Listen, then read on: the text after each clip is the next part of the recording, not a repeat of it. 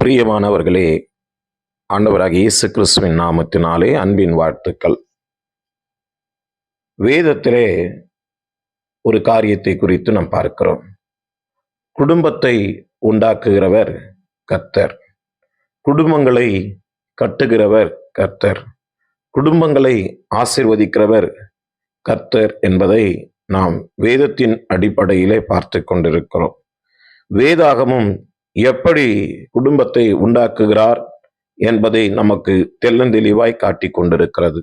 ஆதியாகமம் 2ஆம் அதிகாரம் 18ஆம் வசனம் சொல்லுகிறது, பின்பு தேவனாகிய கர்த்தர் மனுஷன் தனிமையாயிருப்பது நல்லதல்ல, ஏற்ற துணையை அவனுக்கு உண்டாக்குவேன் என்றார். இங்க பார்க்கிறோம், மனுஷன் தனிமையா இருப்பது நல்லதல்ல. கடவுள் பாருங்க, ஒரு மனிதனை மண்ணினாலே உருவாக்குகிறார். அதற்கு முன்பதான பகுதிகளில் வாசிச்சிங்க அப்படின்னா, ஆதாமை என்ன பண்றார் அப்படின்னா, மண்ணினாலே உருவாக்கி அவனுக்கு ஜீவ சுவாசத்தை கொடுத்து அவனை மனிதனாக உருவாக்குகிறதை பார்க்கிறோம். அதுக்கப்புறம் அவர் ஆதாமை பார்க்கும் பொழுது தனிமையாய் இருக்கிறானே அப்படிங்கிறதை சிந்திக்கிறதை பார்த்து கொண்டிருக்கிறோம்.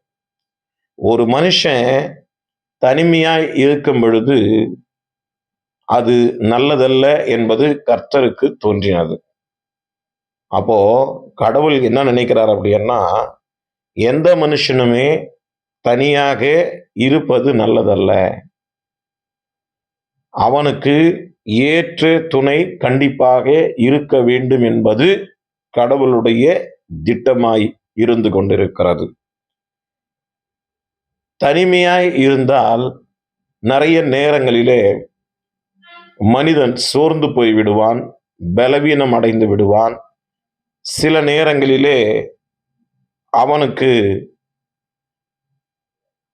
தனிமையை அவனுக்கு மிகவும் வருத்தம் அளிக்கக்கூடியதாக இருக்கும் என்பதை இந்த உலகத்தில் வாழ்கிற மனிதர்களுக்கு மத்தியில் நாம் பார்த்து கொண்டிருக்கிறோம். இன்னைக்கு நீங்க பார்த்தீங்கன்னா கூட, பெரியவங்களை நீங்க பாருங்க, பையனுக்கு கல்யாண வயசாச்சு, இப்படி தனியா இருக்கிறது நல்லதில்லை அப்படின்னு சொல்லி நிறைய பெரியவர்கள், குடும்ப தலைவர்கள் சொல்லுகிறதை நாம் பார்த்து கொண்டிருக்கிறோம். ஆனால் இந்த வார்த்தை பிறப்பதற்கெல்லாம் முன்பதாகவே மனுஷன் தனிமையாய் இருப்பது நல்லதல்ல என்பதை கடவுள் காண்கிறதை பார்த்து கொண்டிருக்கிறோம். அன்றைய தினம் கடவுள் சொன்னதுதான் இன்றளவும் எல்லாருமே சொல்லிட்டு இருக்கிறாங்க. இந்த வார்த்தைக்கு சொந்தக்காரரே கடவுள் தான். அவர் சொல்றாரு, மனிதன் தனிமையா இருப்பது நல்லதல்ல. 18வது வசனம், ஏற்ற துணையை, அதாவது ஒரு மனுஷனுக்கு துணையை தேடுவது என்பது சரிதான். ஆனால் கடவுள் இங்கே என்ன பண்றார் அப்படின்னா, ஏற்ற துணையை உண்டாக்குவேன். இதுதாங்க ரொம்ப முக்கியம். ஒரு மனுஷனுக்கு ஏற்ற துணையை உருவாக்கி கொடுக்கும் பொழுதுதான் அவன் சந்தோஷமாக வாழ முடியும். ஏற்ற துணை அவனுக்கு கிடைக்கல அப்படின்னா அவனால கண்டிப்பாக சந்தோஷமாக வாழவே முடியாது. ஏற்ற துணையை தேர்ந்தெடுத்து, அதற்காக தேர்ந்தெடுத்து அவனுக்கு உருவாக்கி கொடுக்க வேண்டும். ஏன் அப்படின்னா, ஏற்ற துணை இல்லை அப்படின்னா அவனால சரியாக வாழ முடியாது. சரி, ஆண்டவருக்கு ஏற்ற துணை தெரியும், அவர் செய்வார். ஆனா நம்ம மனுஷங்க இப்போ ஏற்ற துணையை எப்படி கண்டுபிடிப்பது? இன்னைக்கு பார்த்தீங்க அப்படின்னா, நிறைய பேர் உலக ரீதியாக நம்ம பார்த்தோம் அப்படின்னா, நிறைய பேர் என்ன பண்றாங்க, ஏற்ற துணையை, அதாவது ஏற்ற துணையை ஒருத்தனுக்கு பார்ப்பதற்காக அல்லது ஒரு சகோதரிக்கோ சகோதரனுக்கோ ஏற்ற துணையை பார்ப்பதற்காக என்ன பண்றாங்கன்னா, உலகத்தில் உள்ள பல வழிகளை தேர்ந்தெடுக்கிறாங்க. அதாவது அவர்களுடைய என்ன சொல்றது, பிறப்பை வைத்து, அந்த தேதிகளை வைத்து, அல்லது அந்த நட்சத்திரங்களை வைத்து என்ன பண்றாங்க, தேர்ந்தெடுக்கிறாங்க. ஆனா இன்னைக்கு நீங்க பாத்தீங்கன்னா, ஒரு வித்தியாசமான செயல்களை நம்ம கிறிஸ்தவர்களுக்கு மத்தியில கூட பார்க்க முடிகிறது. இப்போ தேவனை அறிந்த மக்கள் என்ன பண்ணணும் அப்படின்னா, நல்ல ஜெபம் பண்ணி ஆண்டவருடைய சித்தத்தை தெரிஞ்சுக்கிட்டு ஆண்டவருடைய சித்தத்துக்கு ஒப்பு கொடுத்து ஏற்ற துணையை தேர்ந்தெடுக்க வேணும். ஆனா இன்னைக்கு நீங்க பார்த்தீங்க அப்படின்னா, தங்க மனசுக்கு பிடிச்சிட்டா முடிஞ்சிச்சு ஒரு வழி. இன்னொரு வழி, அவங்களுடைய நாள் எப்ப பிறந்தாங்க, அவங்களுடைய நட்சத்திரம் என்ன, அவருடைய குலம் என்ன, அவருடைய கோத்திரம் என்ன, அவங்க எப்படி இருக்கிறாங்க, அவங்களுடைய சூழ்நிலை எல்லாம் என்ன அப்படின்றத வச்சு, அவங்களுக்கு ஏற்ற துணை இருக்குமா அப்படின்னு சொல்லி பார்க்கக்கூடிய மனிதர்கள் இன்றைய தினத்திலே, அதாவது தேவனை அறியாத மனிதர்களைப் போல கிறிஸ்தவர்களும் நடந்து கொண்டிருக்கிறதை பார்த்துக் கொண்டிருக்கிறோம். நம்ம நல்லா கவனிக்கணும். கடவுள் ஏற்ற துணையை உண்டு பண்ணது போல, நம்மளும் என்ன பண்ணணும்? ஏற்ற துணைய உருவாக்கி கொடுக்கணும் பிள்ளைகளுக்கு. எப்படி அப்படின்னா, நல்ல ஜெபம் பண்ணுகிறவர்களாய் முதலாவதாக அந்த குடும்பத்தினுடைய தலைவர்கள் இருக்க வேண்டும். ஃபர்ஸ்ட் என்ன பண்ணணும்? அந்த குடும்பத்தினுடைய தலைவர்கள், அதாவது தாயும், தகப்பனும் என்ன பண்ணணும் அப்படின்னா, நல்ல ஜெபிக்கிறவர்களாக இருக்க வேண்டும். நல்ல வேதத்தை வாசிக்கிறவர்களாய் இருக்க வேண்டும். நன்றாக தேவனுடைய சமூகத்தை தேடுகிறவர்களாய் இருக்க வேண்டும். தேவனுக்கு பிரியமானவர்களாய் அவர்கள் வாழ வேண்டும். அப்படி அவர்கள் வாழும் பொழுதுதான் தன்னுடைய பிள்ளைகளுக்கு ஏற்ற துணையை சரியாக கண்டுகொண்டு சரியாக திருமணத்தை செய்ய முடியும்.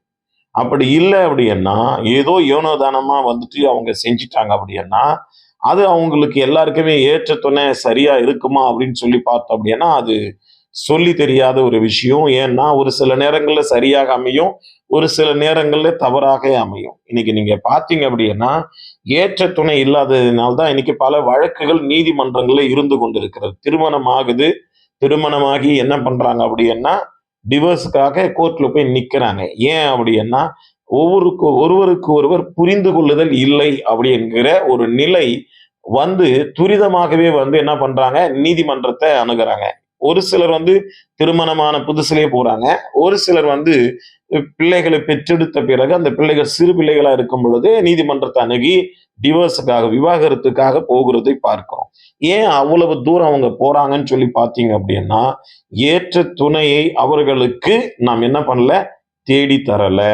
ஏற்ற துணைய அவங்களுக்கு சரியாக கொண்டு வரல அப்படின்றத அங்கே வெளிப்படுத்தி காண்பிக்கிறதை பார்த்து கொண்டிருக்கிறோம். ஒருவேளை ஏற்ற துணை அப்படின்னா, ஒருவரை ஒருவர் அனுசரித்து, ஒருவரை ஒருவர் நேசித்து, ஒருவர் மீது ஒருவர் அன்பு செலுத்தி, ஒருவருக்காக ஒருவர் வாழ்கிறவர்களாய் இருப்பார்கள்.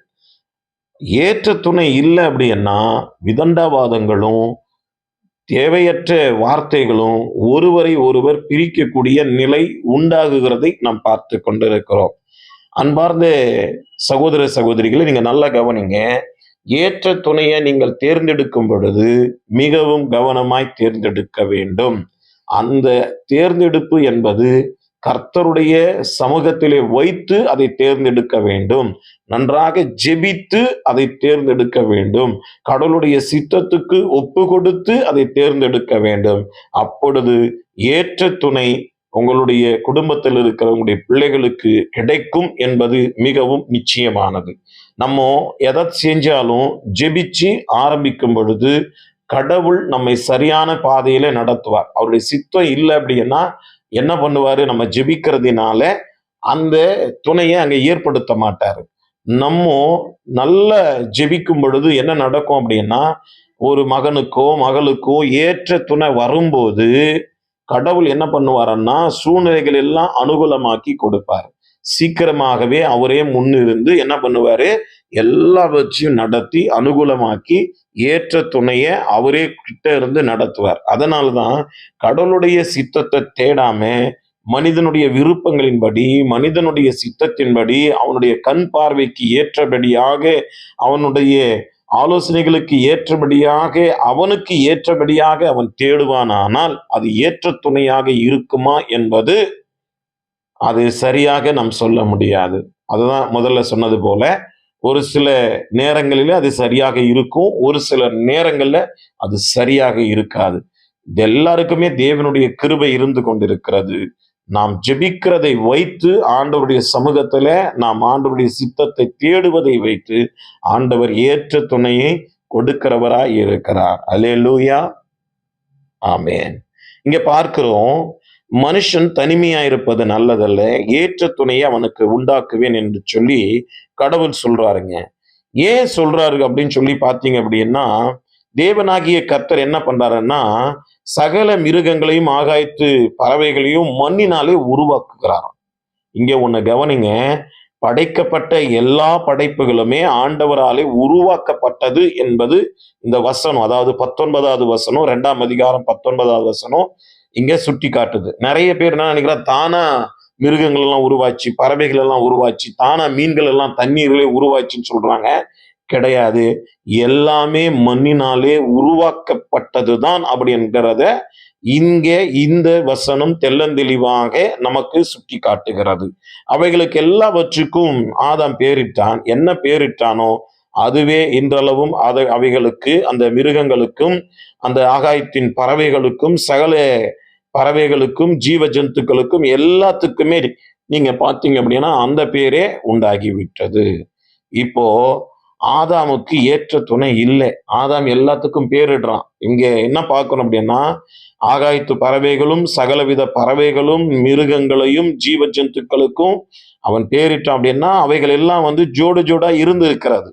ஆனா ஆதாமுக்கு மட்டும் இங்க என்ன என்ன பண்ணல அப்படின்னா, ஏற்ற துணை இன்னும் காணப்படவில்லை என்று சொல்லி கடவுள் என்ன பண்றாரு அப்படின்னா, ஆதாமுக்கு ஏற்ற துணையை கண்டிப்பா கொண்டு வரணும் அப்படி என்பதற்காக ஒரு குடும்பத்தை கட்ட வேண்டும், ஒரு குடும்பத்தை உருவாக்க வேண்டும், அந்த குடும்பம் நம்மை ஆராதிக்க வேண்டும் என்பதற்காக கடவுள் என்ன பண்றாரு அப்படின்னா, 2ஆம் அதிகாரம் 21ஆம் வசனத்துல நம்ம பார்த்தோம் அப்படின்னா, கடவுள் என்ன பண்றாரு, ஆதாமுக்கு ஒரு நித்திரையே வர பண்றாரு. அயர்ந்த நித்திரை, அதாவது நல்ல தூக்கத்தை கொடுக்கிறார்.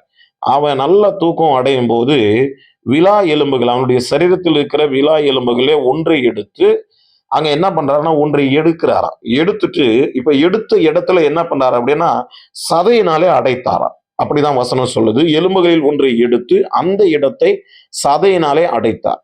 பாருங்க, இன்னைக்கு ஆபரேஷன் பண்ற இடங்களில என்ன பண்றாங்க, பண்ணிட்டு தொடையில இருக்கிறதோ அல்ல சரீரத்துல காலில் இருக்கிற அந்த சதையை எடுத்து டாக்டர்ஸ் என்ன பண்றாங்க, அந்த எந்த இடத்துல ஆபரேஷன் பண்றாங்களோ, எந்த இடத்துல சதை தேவைப்படுதோ அந்த இடத்துக்கு என்ன பண்றாங்க, வேறொரு இடத்துல இருக்கிற சதையை எடுத்து தான் ஆபரேஷன் பண்ணி அவங்களுடைய சரீரத்துல இப்படி சக்சஸ் பண்றாங்க. ஆனா ஆண்டவர் ஆரம்பத்திலே இத கண்டுபிடிச்சவர் யாரு, இத உருவாக்கினது யாரு, இத நடைமுறைக்கு கொண்டு வந்தது யாரு அப்படின்னு சொல்லி நீங்க பாத்தீங்க அப்படின்னா, மருத்துவராகிய நமது ஆண்டவர் என்ன பண்றாரு அப்படின்னா, அவரே என்ன பண்றாரு, அந்த இடத்துல எலும்புகள்ல ஒன்று எடுத்துட்டு என்ன பண்றாரு, சதையினாலே அந்த இடத்தை அடைக்கிறார். எந்த இடத்துல கேப் வந்ததோ அந்த இடத்துக்கு சதை தேவைப்படுது. அங்க மண்ணை வச்சு மறுபடியும் என்ன பண்ணல, மூடல. மண்ணை வச்சு என்ன பண்ணல கடவுள், மூடி மறுபடியும் புதுசா தயாரிக்கல. அங்க என்ன பண்றாரு அப்படின்னா, அத சிசரின் ஆபரேஷன், அந்த இடத்துல ஒரு ஆபரேஷனை பண்ணி என்ன பண்றாரு, எலும்பை எடுத்துட்டு அதை மனுஷியாக உருவாக்க வேண்டும் என்கிற எலும்பை எடுத்துட்டு என்ன பண்றாரு, விலா எலும்புல ஒண்ணு எடுத்துட்ட பிறகு சதையினாலே அடைக்கிறாரு. அடைச்சி அந்த காயத்தை ஆற்றி முழுவதுமாக ஒண்ணுமே தெரியாம மாற்றுகிறதை பார்த்து கொண்டிருக்கிறோம். அந்த இடத்துல என்ன பண்ணல, மண்ணை போட்டு மறுபடியும் புதுசா ஒண்ணும் பண்ணல. அவர் என்ன பண்றாரு, சதையை எடுத்து மறுபடியும் அந்த இடத்தை மூடுறாரு. இங்க என்ன காட்டுது அப்படின்னா, இந்த மருத்துவ துறையில இன்றைய தினத்திலே வந்திருக்கிற எல்லா முன்னேற்றங்களும் அதற்கு ஆரம்பித்து வைத்தவர் ஆண்டவராகிய நமது ஆண்டவர் தான் என்பதை இந்த இடத்திலே சுட்டி காட்டுகிறதை பார்த்து கொண்டிருக்கிறோம். 22ஆம் வசனத்துல என்ன பார்க்கிறோம் அப்படின்னா, தேவனாகிய கர்த்தர் தாம் மனுஷனில் எடுத்த விலா எலும்பை மனுஷியாக உருவாக்கினார்.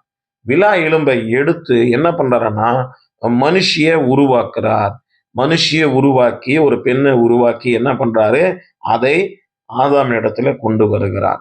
ஆதாம் இடத்துல கொண்டு வந்த போது ஆதாம் அவளை பார்க்கிறாரு. ஆதாம் பார்த்த போது என்ன சொல்றாரு அப்படின்னா, என் மாம்சத்தில் மாம்சமாய் இருக்கிறார். என்ன சொல்றாரு, என் மாம்சத்தில் மாம்சமாய் இருக்கிறார். ஒரு துணை எப்படி இருக்க வேண்டும் என்றால் அவனுடைய மாம்சத்தில் மாம்சமாய் இருக்க வேண்டும். அதுதான் இருவரும் ஒரே சரீரமா இருக்க வேண்டும். ஏற்ற துணை அப்படின்னா என்ன அப்படின்னா, ஒருத்தருக்கு கஷ்டம் வரும்போது வீட்டுக்காரர் தானே கஷ்டப்படுறாரு, என் கணவர் தானே கஷ்டப்படுறாரு, எனக்கு என்ன, நான் சந்தோஷமா தானே இருக்கிறேன், அவரோட பாடு அது அப்படின்னு சொல்லிட்டு மனைவி சும்மா இருப்பது சரியல்ல. மனைவிக்கு ஏதோ ஒரு வியாதியோ ஏதோ ஒரு பிரச்சனையோ வரும்போது அவளுக்கு தானே வந்தது, எனக்கு என்ன அப்படின்னு சொல்லிட்டு இருப்பது சரியல்ல. இருவருமே எப்படி இருக்கணும் அப்படின்னா, இருவருடைய சரீரமும் ஒரே சரீரமாக பாவித்து நடக்க வேண்டும் என்பதை இந்த இடத்திலே ஆண்டவர் தம்முடைய வார்த்தையினாலே இங்கே நமக்கு வெளிப்படுத்துகிறதை பார்த்து கொண்டிருக்கிறோம். ஆதாம் சொல்றாருங்க, என் மாம்சத்தில் மாம்சமும். எப்படி ஏத்துக்கிட்டான் அப்படின்னா, கடவுள் என்னுடைய மாம்சத்தில் மாம்சமும், என் சரீரத்தை போலவே இவள் சரீரமும் அப்படின்னு நினைச்சு நானும் இவளும் ஒரே சரீரம் என்பதை ஆதாமுக்கு நினைவு, அதாவது ஆதாமுக்கு அந்த சிந்தையை கொண்டு வருகிறதை பார்த்து கொண்டிருக்கிறோம். குடும்பத்திலே கட்டப்படுகிற ஏற்று துணையை ஏற்படுத்தும் பொழுது அவர்கள் என்ன நினைக்கணும் அப்படின்னா, இவர்கள் என்னுடைய மாம்சம், நாங்க இருவரும் ஒரே சரீரம் தான், எது வந்தாலும் ரெண்டு பேருக்கும் சமம் தான், எந்த பிரச்சனை வந்தாலும் ரெண்டு பேருக்கு ஈக்குவல் தான், எந்த வியாதி வந்தாலும் இருவருக்கும் ஈக்குவல் தான், அப்படி என்கிற ஒரு சிந்தை குடும்பத்திலே உருவாக வேண்டும் என்பதை இந்த இடத்திலே ஆதாம் வாயிலிருந்து புறப்படுகிற அந்த வார்த்தையை வைத்து நாம் பார்த்து கொண்டிருக்கிறோம். அப்போ என்ன பண்றாருன்னா, கடவுள் ஒரு திட்டத்தை அந்த இடத்துல வகுக்கிறார். என்ன பண்றாரு அப்படின்னா, அப்போ அப்பா அம்மா யாருமே கிடையாது. அப்பயே என்ன சொல்றாரு அப்படின்னா, இதன் நிமித்தம் 24ஆம் வசனத்துல சொல்றாரு, இதன் நிமித்தம் புருஷன் தன் தகப்பனையும் தன் தாயையும் விட்டு தன் மனைவியோடு இசைந்திருப்பான், அவர்கள் ஒரே மாம்சமாய் இருப்பார்கள். பாருங்க, அப்பா அம்மாவே கிடையாது. நம்ம என்ன நினைக்கிறோம், இன்னைக்கு அப்பா அம்மா விட்டு பிள்ளைங்க போயிட்டாங்க, மனைவி பேச்சு கேட்கிறான், கணவர் பேச்சு கேட்கிறா அப்படின்னு சொல்லிட்டு நம்ம சொல்றோம். அதெல்லாம் தப்பான வார்த்தைகள். இங்க என்ன சொல்லப்படுது அப்படின்னா, இனிமேல் இவர்கள் கணவன் மனைவியாய் மாறினதினாலே, இந்த குடும்பத்தை நாம் உண்டாக்கினதினாலே, நான் உண்டாக்கினதினாலே கடவுள் சொல்றாரு, புருஷன் தன் தகப்பனையும் தன் தாயையும் விட்டு தன் மனைவியோடு இசைந்திருப்பான். அப்பா அம்மாவை விட்டுட்டு, அதாவது விட்டுட்டேன்னா என்ன அப்படின்னா, மொத்தமா ஓரம் கட்டிட்டு இல்ல. அப்பா அம்மாவை விட அவ என்ன பண்ணும், மனைவியோடு அதிகமான உறவு முறையில அதிகமாக இசைந்திருப்பான். அவளோடு கூட தன்னுடைய நேரத்தை அதிகமாக செலவிடுவான். அவளுக்கென்று இனிமேல் வாழக்கூடியவனாக இருப்பான். அவளோடு கூட அவனுடைய வாழ்க்கை இனி நடக்கக்கூடியதாக இருக்கும் என்பதை கடவுள் இந்த இடத்துல வெளிப்படுத்துகிறதை பார்க்கிறோம். ஏன் ஆண்டவர் இப்படி ஒரு திட்டத்தை கொடுக்கிறார் அப்படின்னா, இவர்கள் 2 பேருமே ஒரே மாம்சமா இருக்கிறதுனால, இவர்கள் இனிமே ஒருத்தரை விட்டு ஒருவர் பிரியாமலும், ஒருவருக்கு ஒருவர் துணையாகவும், ஒருவரோடு ஒருவர் ஐக்கியப்பட்டவர்களாயும், இருவரும் ஒரே மாம்சமா இருக்கிறார்கள் என்று பாவித்து, தன்னைத்தான் ஒருவரை ஒருவர் பாதுகாத்து வாழ வேண்டும் என்பதற்காக, ஒருத்தருக்கு ஒருத்தர் ஒத்தாசையாய் வாழ வேண்டும் என்பதற்காக சொல்றாரு, தன் மனைவியோடு இசைந்திருப்பான், தன் தகப்பனையும் தன் தாயையும் விட்டு தன் மனைவியோடு இசைந்திருப்பான் அப்படின்னு சொல்லிட்டு, அவளுக்கு அவனுக்கு, அதாவது மனைவிக்கோ அல்லது கணவருக்கோ இருவருக்குள்ளாக ஒரு முக்கியத்துவத்தை கொடுத்து அவர்கள் தங்களுடைய வாழ்வை வாழ்வார்கள் என்பதை கடவுள் இங்கே சொல்லுகிறார். ஏன் அவங்க அப்படி வாழணும், அப்பா அம்மாவை விட்டுட்டு ஏன் அவங்க அப்படி வாழணும், அப்பா அம்மாவிடத்துல அவ்வளவு சரியா அவங்களுடைய, அதாவது முன்ன இருந்த மாதிரியே இல்லாம இப்போ மனைவி மேல ரொம்ப பாசமா இருக்கிறானே, ஏன் இப்படி இருக்கணும் அப்படின்னு சொல்லி பார்த்தா 2 பேரும் ஒரே மாம்சங்க. அதனால அவங்க அப்படிதான் இருக்கணும் அப்படின்றது கடவுளும் விருப்பப்படுகிறார். இருவரும் ஒரே மாம்சமா இருக்க வேண்டும். அதற்காக அப்பா அம்மா பார்க்க கூடாது அப்படின்னு சொன்னா ஆண்டவர் பிற்காலங்களில் ஒரு கட்டளை இடுகிறார். தாய் தகப்பன் எல்லாம் உருவாகின பிறகு, இஸ்ரவேல் ஜனங்கள் உருவாகின பிறகு ஆண்டவர் சொல்கிறார், உன் தாயும் தகப்பனையும் கனம் பண்ணுவாயாக. அதாவது தாயையும் தகப்பனையும் கனம் பண்ணு, அப்போது உன்னுடைய வாழ்நாள் நீடித்திருக்கும். நீ வாழ்க்கையில ஜீவனோடு சுகத்தோடு பலத்தோடு ஆரோக்கியத்தோடு நிம்மதியோடு நீ வாழணும் அப்படின்னா நீ என்ன பண்ணணும், உன் தாயும் தகப்பனையும் கனம் பண்ணணும். கனம் பண்ணுவது என்பது வேறு, இங்கே ஆண்டவர் சொல்லுகிற உறவு முறை என்பது வேறு. இவர்கள் கணவன் மனைவியா இருக்கும் பொழுது இவங்க என்ன பண்ணும், பெற்றோரை கனப்படுத்தணும், அவங்கள பாதுகாக்கணும், அவங்கள அரவணைக்கணும், அவர்களோடு அவர்களுடைய வாழ்க்கைக்கு தேவையானது சந்திக்கணும். ஆனா ஒண்ணு மாத்திரம் மிகவும் முக்கியமானது, எல்லாவற்றிலேயும் அவர்கள் தங்கள் மனைவியோடு அவர்கள் ஒரே மாம்சமா இருப்பதினாலே அவர்களுக்கு பிரியமாய் மனைவிக்கு பிரியமாய் கணவனும், கணவனுக்கு பிரியமாய் மனைவியும் வாழ்வார்கள் என்பது ஆண்டவருடைய திட்டமாய் இருந்து கொண்டிருக்கிறது. அதை தான் இந்த நாட்களில் ஒரு சில குடும்பங்களிலே, நிறைய குடும்பங்களிலே நாம் பார்த்து கொண்டிருக்கிறோம். நீங்க பார்த்தீங்க அப்படின்னா, எவ்வளவு கஷ்டம் வந்தாலும் தன் மனைவி தன் கணவரை விட்டுவிடாமல் வாழ்கிறதை பார்த்து கொண்டிருக்கிறோம். ஏன் அப்படின்னா, ஒரே மாம்சமாய் இருக்கிறார்கள். அன்பு சகோதரனே, சகோதரியே, நீங்க ஒண்ணு நல்லா புரிஞ்சுக்கணும். குடும்பத்தை யார் கட்டல? நம்ம கட்டிக்கல. குடும்பத்தை நம்ம உருவாக்கிக்கல. குடும்பத்தை உண்டாக்குகிறவர் கடவுள். உனக்கு ஏற்ற துணையை கொடுத்தவர் கடவுள். அதனாலே அந்த கடவுளை நீ மகிமைப்படுத்தும்படியாக தேவனோடு கூட நீ வாழ வேண்டும் என்பதற்காகவே இந்த குடும்பத்தை தேவன் உண்டாக்கினார். இந்த உறவு முறைகளை தேவன் உண்டாக்கினார் என்பதை புரிந்து கொண்டு நீ அவரை ஆராதிப்பதற்காக குடும்பமாக உருவாக்கப்பட்டாய், குடும்பமாக உண்டாக்கப்பட்டாய், குடும்பமாக சேர்க்கப்பட்டாய், ஒரே மாம்சமாக உங்களை வைத்திருக்கிறார் என்றால் நீங்கள் அவரை ஆராதிக்க வேண்டும் என்பதற்காக ஜனத்தொகையை தேவன் தனக்கென்று ஏற்படுத்தி கொண்டு மக்களை தனக்கென்று பிரித்தெடுத்து மக்கள் தன்னோடு கூட வாழ வேண்டும் என்பதற்காக கடவுள் குடும்பங்களை கற்றுகிறவராய் இருக்கிறார். அன்பு சகோதரனே, சகோதரியே, இதுவரையிலும் நான் இப்படி இருந்துட்டேன் அப்படி இருந்துட்டேன் அப்படின்னு நினைக்கிறா, பரவாயில்ல. இனிமே உன்னுடைய வாழ்க்கையில கடவுள் என் குடும்பத்தை உண்டாக்கினார் என்கிற எண்ணத்தோடு கூட கர்த்தருக்கு உண்மையாயிருங்கள், கர்த்தருக்கு பிரியமாயிருங்கள். அப்பொழுது கர்த்தர் உங்களையும் உங்களுடைய குடும்பங்களையும் ஆசீர்வதிப்பார், பலப்படுத்துவார், வழிநடத்துவார். நம் கண்களை மூடி ஜெபிப்போம். அன்பின் பரலோக தூய பிதாவே, உம்மை நன்றியோடு துதிக்கிறோம், ஸ்தோத்தரிக்கிறோம். குடும்பத்தை உண்டாக்குகிற கர்த்தர் நீர். உம்முடைய அன்புக்காய், உம்முடைய இரக்கத்துக்காய், உம்முடைய தயவுக்காய், உம்முடைய கிருபைக்காய் ஸ்தோத்திரம். ஆண்டவரே, ஒவ்வொரு மனிதனும் தனிமையா இருப்பது நல்லதல்ல, அவனுக்கு ஏற்ற துணையை உண்டாக்குவேன் என்று சொல்லி ஏற்ற துணையை உண்டாக்கி ஆசீர்வதித்தமைக்காக உமக்கு ஸ்தோத்திரம். இன்றைய தினத்திலே குடும்பமாக வாழ்ந்து கொண்டிருக்கிற, குடும்பமாக இணைக்கப்பட்டிருக்கிற எல்லா ஆண்டவரே சுவாமி பிள்ளைகளையும் நீர் ஆசீர்வதித்தருளும். அந்த குடும்பங்களை பலப்படுத்தியருளும், அந்த குடும்பங்களை பாதுகாத்துக் கொள்ளும், அந்த குடும்பங்களுடைய வாழ்வை நீர் கரம் பிடித்து வழிநடத்தியருளும். எந்த குறையா இருந்தாலும் சரி, அந்த குடும்பத்துல எந்த குறை, எந்த பிரச்சனை, எந்த போராட்டம் இருந்தாலும் அவைகள் எல்லாவற்றுக்கும் மத்தியிலிருந்தும் அந்த குடும்பத்தை நீ பாதுகாத்து ஆசீர்வதித்து உம்மோடு கூட வாழ, உம்மோடு கூட இணைந்திருந்து வாழ நீர் உதவி செய்ய வேண்டுமாய் உம்முடைய சமூகத்துல ஜெபிக்கிறோம். பெற்றோரையும் கவனித்துக் கொள்ளவும், தன் மனைவியோடு இசைந்திருக்கவும், தன் மனைவிக்கென்று வாழவும், கணவனுக்கென்று மனைவி வாழவும், மனைவி கணவனுக்கென்றே தன்னுடைய வாழ்வை அர்ப்பணிக்கவும், இப்படி ஒருவர் புரிந்து கொண்டு வாழ வேண்டுமாய் ஆண்டவரே நீர் கிருபை அளிக்க வேண்டுமாய் கூட உம்முடைய சமூகத்துல மன்றாடுகிறேன். ஒவ்வொருவரையும் பெயர் பெயராய் தொட்டு நீர் ஆசீர்வதியும். இந்த செய்தியை கேட்கிற உடைய பிள்ளைகள் ஆசீர்வதிக்கப்படுவார்களாக. இந்த யூடியூப் சேனல் மூலமாக இந்த செய்திகளை கேட்டுக்கொண்டிருக்கிற நம்முடைய பிள்ளைகளுடைய குடும்பங்கள் கட்டப்படுவதாக. ஆண்டவரே சுவாமி, இதை கேட்கிற எல்லா காதுகளும் ஆசீர்வதிக்கப்படுவதாக. இதை பார்த்து கொண்டிருக்கிற எல்லா கண்களும் ஆசீர்வதிக்கப்படுவதாக. இதை கேட்டுக்கொண்டிருக்கிற எல்லா குடும்பங்களும், அந்த குடும்பத்தினுடைய பிள்ளைகளும் அவங்களுடைய சந்ததிகளும் ஆசீர்வதிக்கப்பட்டு தேவனாலே தங்களுடைய குடும்பங்களை கற்றிக்கொள்ள ஒருவரும் தன்னை அர்ப்பணித்துக் கொண்டு வாழும்படிக்கு நீர்தாமே உதவி செய்தருளும். தொடர்ந்து கரம் பிடித்து வழிநடத்தும் இயேசுவின் சர்வ வல்லமையுள்ள நாமத்தால் ஜெபிக்கிறேன், ஜீவன் உள்ள பரிசுத்தம் உள்ள நல்ல பிதாவே, ஆமேன். கிறிஸ்துவுக்குள் பிரியமானவர்களே, இந்த செய்திகளை தொடர்ந்து நீங்க பாருங்க. இது உங்களுக்கு ஆசீர்வாதமா இருக்கும். ஒவ்வொரு தலைப்பின் கீழாக உங்களுக்கு இந்த யூடியூப் சேனல்ல வேத வசனங்கள் பதிவிடப்படும், பிரசங்கங்கள் பதிவிடப்படும். தொடர்ந்து பாருங்க.